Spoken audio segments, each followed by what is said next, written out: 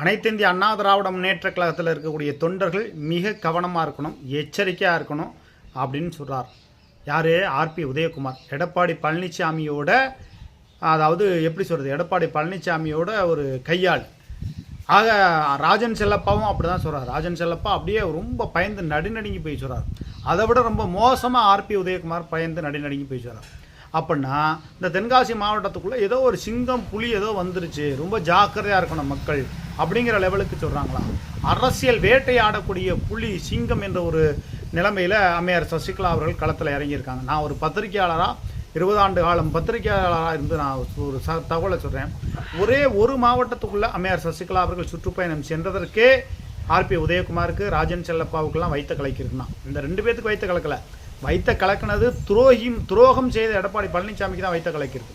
ஆக துரோகம் செய்த எடப்பாடி பழனிசாமி மனம் மாறவில்லை என்று சொன்னால் அவரை மாற்றக்கூடிய நிலை